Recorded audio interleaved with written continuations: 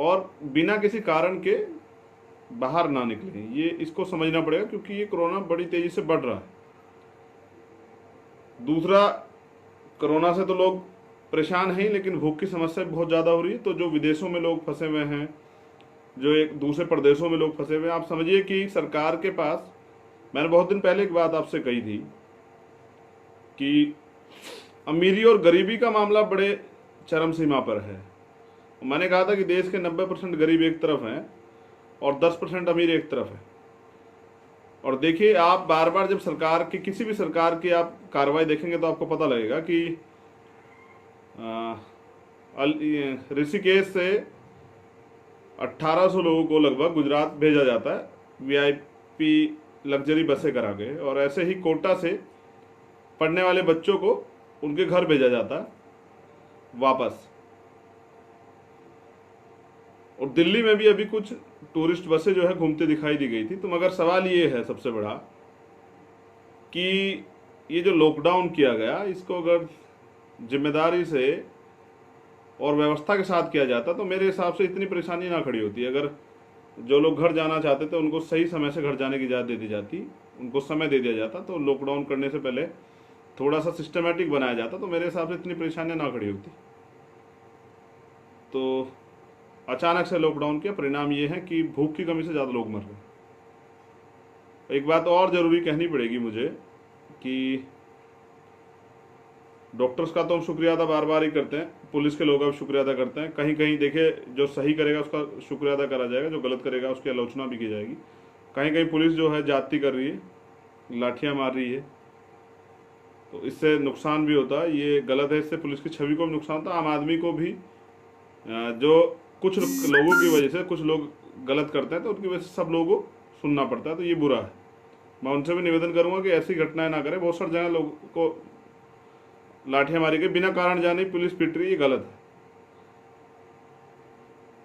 तो ये आलोचना भी इसलिए उनकी हो रही है। लेकिन एक जो बड़ा वर्ग है, जो मेरा समाज है, उसके साथ बड़ी जो है दिक्कतें हैं, जिसको सफाई कर्मचारी वर्ग कहते हैं। मैंने पहले भी कहा कि सब दलित सफाई कर्मचारी नहीं है, लेकिन सारे सफाई कर्मचारी दलित हैं, ये इस देश का बड़ा सवाल है। ये इस देश की जातीय व्यवस्था का एक बड़ा सच है। तो जिस तरह से सफाई कर्मचारियों के साथ घटनाएं आजकल बढ़ रही हैं, एक घटना हुई जिसमें एक सफाई कर्मचारी को पीटा गया और सैनिटाइजर करने गया था, सैनिटाइजर ही उसके मुंह में डाल दिया गया और उसकी डेथ हो गई। और कई सफाई कर्मचारियों को पीटने की, एक महिला सफाई कर्मचारी को पीटने की बात आई है, वो माँ है हमारी, हमारे समाज की है, तो तकलीफ है। और कई सारे भाइयों को भी पुलिस कर्मियों द्वारा पीटा गया। ये आलोचना के मुद्दे हैं, इन पे आलोचना करनी पड़ेगी। और ये ऐसा ना किया जाए, ये भी अपनी जिम्मेदारी अदा कर रहे हैं। और उनकी तनख्वाह में ड्राप, डॉक्टर की तनख्वाह क्या और पुलिस की तनख्वाह का कि आधी तनख्वाह शायद इनको मिलती हो। इनका भी जीवन है, इनके भी परिवार हैं, इनको भी जीवन जीने का हक है। मैं सरकार से भी निवेदन करूंगा कि कुछ, जैसे खबर आई है कि कुछ जो लोग रखे गए हैं क्वारंटाइन सेंटर में, वहाँ पे भी खाने पीने की समस्या, एक दिल्ली पुलिस के जवान ने कहा, और भी बहुत सारे लोग समस्या है कि वहाँ जो है दवाइयों का और मेडिकल फैसिलिटी का, केयर का ध्यान नहीं रखा जा रहा है। तो ये बड़ी समस्या है, तो ऐसा ना किया जाए। दूसरा, उस जवान ने जो कहा वो मुझे बताना पड़ेगा कि 4500 ने कहा कि मेरे परिवार का टेस्ट करा, तो कहा कि 4500 रुपये की व्यवस्था करो एक टेस्ट के लिए। ये महामारी है, इससे आम आदमी को निपटने के लिए पहले तो रोजगार नहीं है, रोजगार पूरे ठप हो चुके हैं, तो पैसे कहाँ हैं? पीएम केयर फंड में जो पैसा है वो तो मोदी जी के पास है। तो सरकार वो कहाँ लगाएंगे? विधायक खरीदने में या किसी और काम में, सरकार बनाने में, कहाँ लगाएंगे तो वो जाने। लेकिन सरकार के पास और भी तो सोर्सेज हैं पैसों की, तो वो उसे क्यों नहीं यूज कर रही है? इमरजेंसी के लिए जो आरबीआई के पास पैसा है उसे क्यों नहीं यूज कर रही है? अभी कह रहे हैं गवर्नमेंट कर्मचारियों की तनख्वाह काट ली है, उनके भी तो परिवार हैं, वो कैसे मैनेज करेंगे?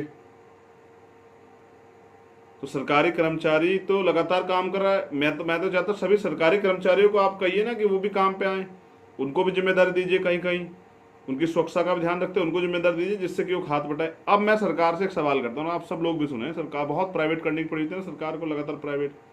कौन सा प्राइवेट हॉस्पिटल मदद कर रहा है इस समय भाई? कौन सी प्राइवेट रेलें चल रही हैं? वो रेल चलाते प्राइवेट जो आपने चलाई थी, पूंजीपतियों की वो रेल चला के पहुंचा देते, उससे क्यों नहीं पहुंचाया? उसमें तो बहुत सारी सुविधाएं थी। कितनी जगह मैंने देखा बिहार में बच्चे मेंढक खा रहे हैं, झारखंड में लोग सांप काट के खा रहे हैं। और लोकतंत्र है, जैसे मैं पहले भी कई बार बता चुका कि रोटी कपड़ा मकान पे क्या है? सबसे पहले रोटी, फिर कपड़ा, फिर मकान, फिर स्वास्थ्य की सेवाएं, फिर एजुकेशन, फिर रोजगार और फिर सुरक्षा। ये तो गवर्नमेंट देती है लोकतंत्र में। लोकतंत्र में ये सातों चीजें देना तो गवर्नमेंट का फर्ज है, लेकिन क्यों नहीं दे रही है? क्योंकि सरकार के एजेंडे में गरीब लोग नहीं है ना, इसलिए नहीं दे रही। अब मैं बात करूं, मैं कहानी सुनाता हूं सब लोगों को, बहुत सारे लोग जुड़े हुए हैं। एक जंगल था, बड़ा जंगल। इसके अर्थ क्या है मैं नहीं बताऊंगा, आप खुद समझदार है, समझ लीजिएगा। एक जंगल था और उसमें बहुत तरह तरह के प्राणी रहते थे। मतलब उसमें शेर भी रहता था, उसमें कुत्ता भी रहता था, उसमें बिल्ली भी रहती थी, उसमें नेवला भी रहता था, सांप भी रहता था, उसमें चिड़िया भी रहती थी, हिरन